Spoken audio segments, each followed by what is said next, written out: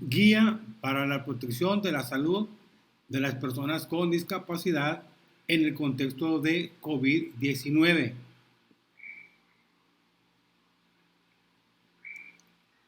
2.2.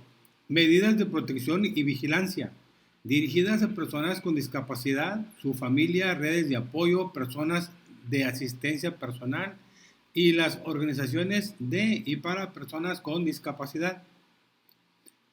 Las medidas de protección y vigilancia que se adopten por las propias personas con discapacidad, por sus familias, redes de apoyo, personas de asistencia personal y organizaciones de y para personas con discapacidad serán fundamentales durante la emergencia por COVID.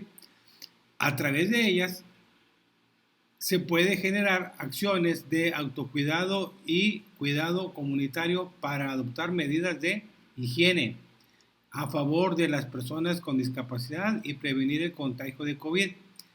Saber cómo actuar en caso de tener la enfermedad o bien disminuir las alteraciones emocionales en las personas con discapacidad con motivo de la epidemia. Medidas de protección y vigilancia a llevar a cabo por las personas con discapacidad. Número 1 de 7. Número 1 de 7. ¿Qué es COVID-19 y cuáles son sus formas de contagio? El COVID es una enfermedad que la provoca el virus llamado SARS-CoV-2. Es de la familia de los coronavirus que causan distintas enfermedades, desde el resfriado común hasta enfermedades respiratorias más graves. El COVID se transmite a través de las gotas de saliva que expulsa una persona portadora del virus o enferma al hablar, gritar, cantar, toser o estornudar. El virus entra al cuerpo de las personas por la boca, nariz y ojos. También se puede transmitir cuando se toca una superficie contaminada con el virus y después se toca la boca, nariz u ojos con las manos. 2. Para evitar contagiarte, debes hacer lo siguiente. Lava tus manos frecuentemente con agua y jabón, por lo menos durante 20 segundos cada vez. En caso de no haber agua y jabón, usa gel desinfectante. No toques tu nariz, ojos y boca si tus manos están sucias. Si estornudas o toses, cubre tu nariz y boca con la parte interna de tu codo o bien con un pañuelo desechable que debes tirar a la basura en una bolsa de plástico después de usarlo. Luego debes lavar tus manos. Desinfecta de manera continua las superficies y los objetos que más tocas, como una puerta, tu celular, tu computadora, etc. Ventila el espacio que habites. Desinfecta de manera continua las ayudas técnicas que utilizas, como el bastón blanco, sillas de ruedas, muletas, andaderas, tableros, prótesis, etc. Limpia de manera continua a tu animal de servicio o perro guía, en particular si sales a la calle con él. Mantén una sana distancia de las demás personas. La sana distancia es el espacio que tenemos alrededor de nuestro cuerpo cuando extendemos los brazos hacia los lados. Evita estar en contacto con personas que tengan enfermedades respiratorias e infórmate de las medidas que los establecimientos y centros de salud adoptarán para continuar ofreciendo los servicios médicos y terapias que no puedan posponerse. Quédate en casa, solo puedes salir en casos indispensables para comprar alimentos o medicinas. 3. ¿Quiénes son los grupos con mayor riesgo de complicaciones? Las personas mayores de 60 años cumplidos, las personas con enfermedades crónicas o degenerativas como obesidad, diabetes, hipertensión arterial, cáncer, con enfermedades cardíacas, pulmonares, de riñón o neurológicas, o con inmunosupresión, ya sea por medicamentos o quienes viven con VIH, las personas fumadoras, las mujeres embarazadas, las personas con discapacidad. Las personas con discapacidad pueden o podrían ser uno de los grupos con mayor riesgo por la existencia de otros elementos como los descritos a continuación. Falta o limitado acceso a la información sobre las medidas de higiene y prevención, condiciones autoinmunes o de salud subyacentes, elevada proporción de personas con discapacidad con edades superiores a 60 años, dificultades para contar con apoyos personales, obstáculos para guardar distancia, considerando que algunas personas con discapacidad requieren de personas de apoyo o de asistencia personal para su movilidad, alimentación, aseo y otras actividades de la vida cotidiana, o bien para disminuir las alteraciones emocionales. Elevada proporción de personas con discapacidad que viven en condiciones de pobreza. 4. Síntomas de COVID-19 y qué hacer en caso de tenerlos. Los síntomas básicos del COVID son cumplir al menos 2 de los siguientes: tos seca, fiebre, dolor de cabeza, acompañado de al menos de algunos de los siguientes: dolor o ardor de garganta, escurrimiento nasal, ojos rojos, dolores en músculos y articulaciones, dificultad para respirar o dolores en el pecho. Si presentas algunos de estos síntomas, puedes usar algunos de los siguientes medios para comunicarte y recibir atención.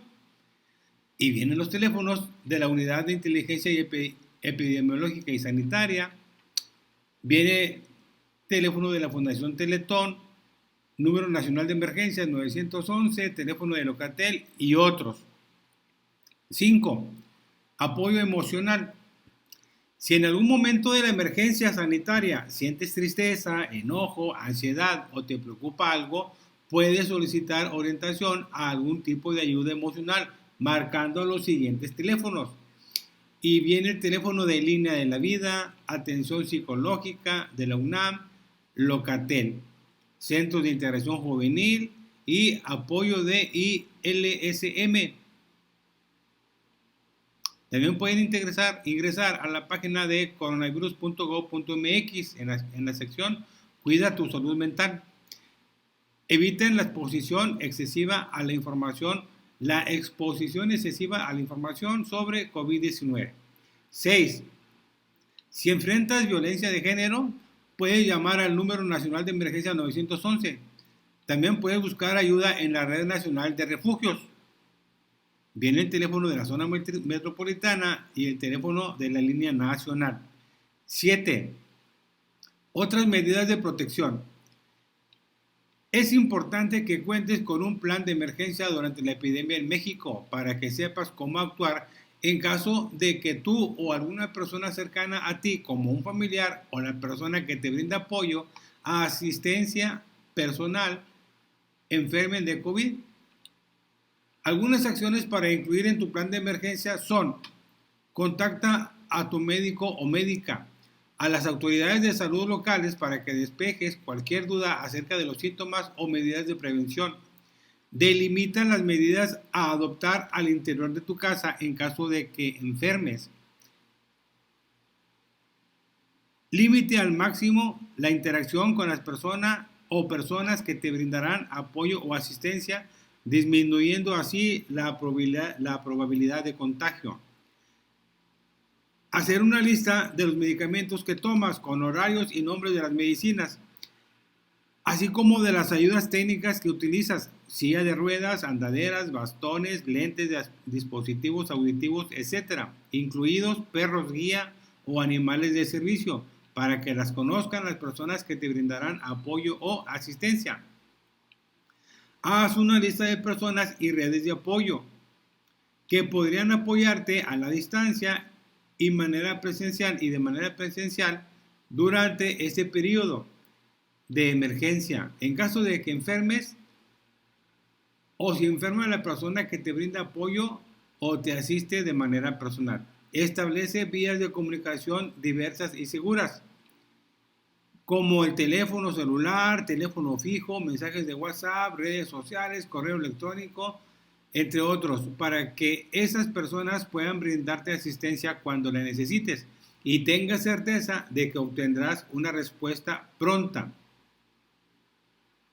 Maestros, llevamos los 7 puntos de las medidas de protección y vigilancia a llevar a cabo por las personas con discapacidad. El primero fue qué es y cuáles son las formas de contagio. Para evitar contagiarte, ¿qué debes hacer? ¿Quiénes son los grupos con mayor riesgo de complicaciones? Síntomas del COVID y qué hacer en caso de tenerlos. Apoyo emocional. Si enfrentas violencia de género, ¿qué debes hacer? Y otras medidas de protección. Enseguida vienen las medidas de protección y vigilancia que se sugiere adopten las familias, las redes de apoyo, organizaciones de y para personas con discapacidad y las personas que brinden apoyo y asistencia personal.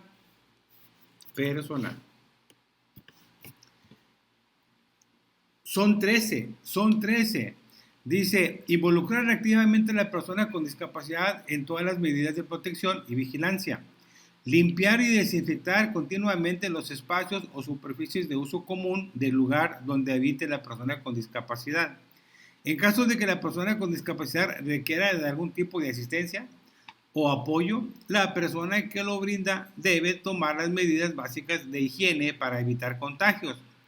Pedirle a la persona con discapacidad que se tome del hombro o la espalda de la persona que le asiste, considerando que los brazos son utilizados para cubrir estornudos o tos. Garantizar el acceso de las personas con discapacidad a los espacios de aseo personal, como sanitarios y lavabos. Hay que buscar servicios de apoyo emocional, servicios psicológicos y psiquiátricos para las personas con discapacidad, siempre que así lo manifiesten, ya que sean brindados por especialistas en esas ramas de la salud o entre pares. Hay que crear redes de acompañamiento o apoyo por parte de vecinos, la comunidad, su familia o las organizaciones de y para personas con discapacidad, para la obtención de alimentos, medicamentos y otros suministros de primera necesidad, para la atención de emergencias sanitarias, o bien para brindar acompañamiento a la persona con discapacidad y que no se sienta sola. Hay que auxiliar a las personas con discapacidad a mantener contacto con familiares y personas a las que cotidianamente ve, ya sea por llamada telefónica, videollamada, mensajes o redes sociales. Hay que reducir el aburrimiento y situaciones de estrés, proporcionando consejos prácticos sobre administración del tiempo y técnicas de manejo del estrés. En caso de que la persona de apoyo o de asistencia personal sea quien tenga COVID-19, prever quién podría auxiliarla o brindarle algún apoyo. Esas son las medidas de protección y vigilancia sugeridas para que las adopten las familias, redes de apoyo y organizaciones de y para personas con discapacidad. No es para las personas. Estas medidas son para las otras personas que ayudan a las personas con discapacidad. Y en las recomendaciones para las familias, aquí sí es para las familias, para las redes de apoyo y las organizaciones de y para personas con discapacidad y para las personas que brindan apoyo y asistencia personal, de acuerdo al tipo de discapacidad de la persona, cuáles son las recomendaciones. De acuerdo al tipo de discapacidad de la persona, cuáles son las recomendaciones para la familia y para otros que apoyen a las personas con discapacidad. Ok. Número 1. Vienen 6 aspectos. En el número 1 nos habla de las personas con discapacidad auditiva. ¿Cuáles son las recomendaciones? Lo que hay que hacer con las personas con discapacidad auditiva. Explicar de forma gráfica, con videos interpretados en LSM y con subtítulos en español, el procedimiento correcto y frecuente de lavado de manos, en qué consiste la sana distancia y el quédate en casa, así como las posibles consecuencias en caso de no seguir esas recomendaciones. Si la persona es sordociega, explicar claramente el contexto de la emergencia por COVID y sus implicaciones a través de la forma de comunicación específica que utilice como por ejemplo dactilología, método Tadoma o el sistema de escritura Braille. Un apoyo para la comunicación con las personas sordociegas son las organizaciones que les prestan servicios. Hay que evitar el aislamiento y falta de comunicación con la persona con discapacidad auditiva, haciendo uso, entre otros medios, de los sistemas y las tecnologías de la información y las comunicaciones, por ejemplo, el celular o la computadora, con las personas con discapacidad auditiva. Con las personas con discapacidad intelectual o con la condición del espectro autista y discapacidad múltiple, bueno, hay que prever la información acorde a su edad y siempre con una actitud de calma y tranquilidad. Hay que asegurarse de que la persona con discapacidad ha comprendido la información. Pueden requerir de distintos apoyos para comprender la situación y las medidas de protección a adoptar. Es recomendable explicar la situación actual en el país, enfatizando lo que es una pandemia, la enfermedad, sus síntomas y formas de contagio, así como la importancia de las medidas de higiene, de sana distancia y la permanencia en casa. Comunicar el cambio de rutina mediante pictogramas, objetos o señas y establecer una nueva rutina para casa que le brinde estructura y predictibilidad por medio de apoyos visuales como calendarios y horarios. Las personas con la condición del espectro autista pueden presentar patrones repetitivos o restringidos del comportamiento y alteraciones en la comunicación e interacción social. Hay que proveer estímulos sensoriales a la persona con discapacidad que le ayuden a reducir la ansiedad derivada de la situación de emergencia, como jugar con frijoles, presionar pelotitas o una toalla.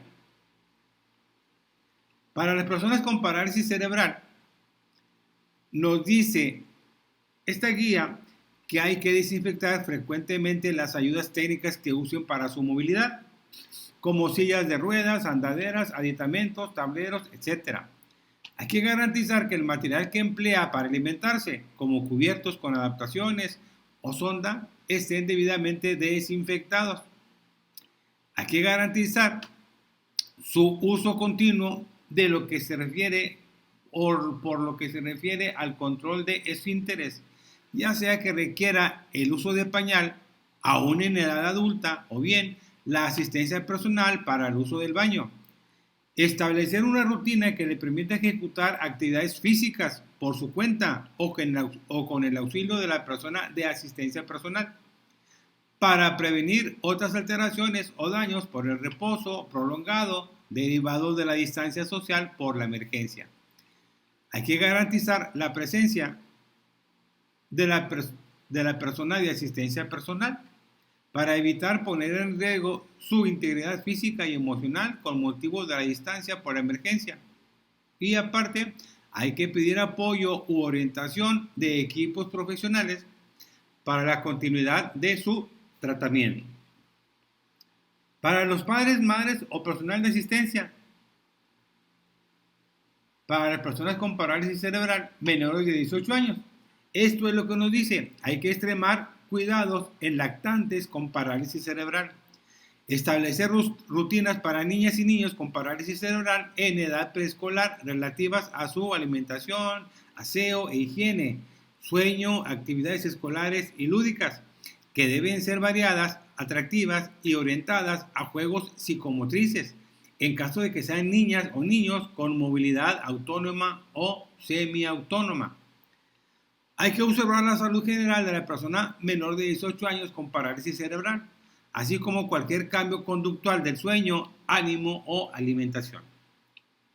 Hay que extremar medidas de seguridad para el manejo de secreciones como salivación u otras de origen nasofaringeo, proteger las manos de las personas con movimientos involuntarios o limitación de la movilidad para evitar contacto directo con cara, ojos, boca y nariz.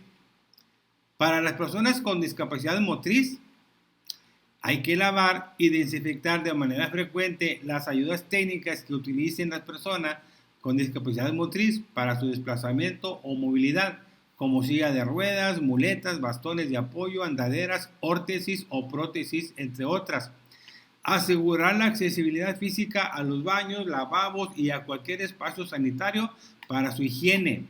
Asistir a la persona con discapacidad motriz para facilitar su higiene y limpieza en caso de que presente serias limitaciones a la movilidad.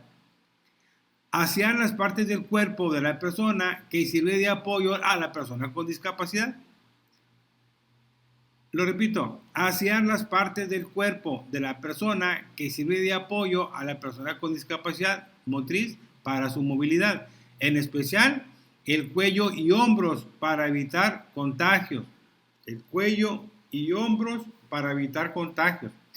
Pedir guía y apoyo de profesionales para saber cómo dar continuidad a la rehabilitación en casa en caso de que la persona menor de 18 años lo requiera. Personas con discapacidad psicosocial. Para las personas con discapacidad psicosocial hay que evitar su internamiento forzado en los centros psiquiátricos o cualquier institución de asistencia. No suministrar medicamentos sin consentimiento de la persona con discapacidad psicosocial. Hay que garantizar que esas personas tengan acceso a medidas preventivas contra el COVID-19, a servicios de asistencia pública, privada, social o... Lo voy a repetir. Garantizar que las personas con discapacidad psicosocial sin hogar tengan acceso a medidas preventivas contra COVID-19, a servicios de asistencia pública, privada, social o privada, así como al tratamiento en caso de presentar la enfermedad COVID-19. Hay que facilitar la continuidad y apego al tratamiento farmacológico de la persona con discapacidad psicosocial. En caso de que lo tenga, tendiendo especial cuidado en prevenir interacciones farmacológicas con los medicamentos o tratamientos relacionados con el COVID. Fíjense, hay que facilitar la continuidad y apego al tratamiento farmacológico de la persona con discapacidad psicosocial, en caso de que lo tenga, teniendo especial cuidado en prevenir interacciones farmacológicas con los medicamentos o tratamientos relacionados con el COVID. Es decir, checar que algunos medicamentos que vaya a tomar no le vayan a causar algún tipo de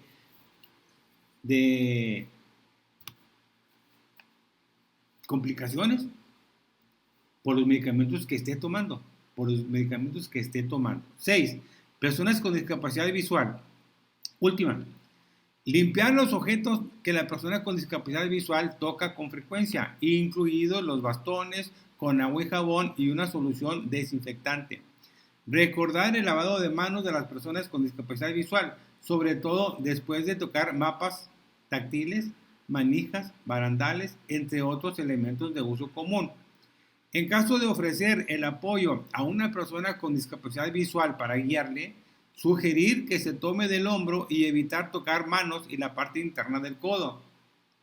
Si la persona es sordociega, explicar claramente el contexto de la emergencia por COVID-19 y sus implicaciones a través de la forma de comunicación específica que utilice, como por ejemplo dactilología, método Tadoma o el sistema de escritura Braille. Evitar el aislamiento y falta de comunicación con la persona con discapacidad visual, haciendo uso, entre otros medios, de los sistemas y las tecnologías de la información y las comunicaciones, por ejemplo, el celular o la computadora. Maestros, estos 6 puntos son las medidas que deben de tomar o las recomendaciones para las familias, para las redes de apoyo, para las organizaciones y para personas con discapacidad y para las personas que brindan apoyo y asistencia personal según el tipo de discapacidad que presenta el sujeto. Estas medidas, estas 6 recomendaciones son para las familias, casi para las familias y quienes apoyan a los alumnos con discapacidad y dependiendo de su discapacidad. Estas medidas de protección y vigilancia son también para las familias y para las organizaciones de y para personas con discapacidad y las personas que brinden apoyo y asistencia profesional. Y estas medidas que leímos al principio son las medidas de protección y vigilancia que deben llevar a cabo las personas con discapacidad en lo general. Que deben llevar a cabo las personas con discapacidad en lo general. Y esta es la parte del 2.2 de la guía para la protección de la salud de las personas con discapacidad en el contexto de COVID-19, versión 28 de abril del 2020. Y esta es la portada. ¿Es todo, maestro? Es todo. Buenas noches, buenas noches.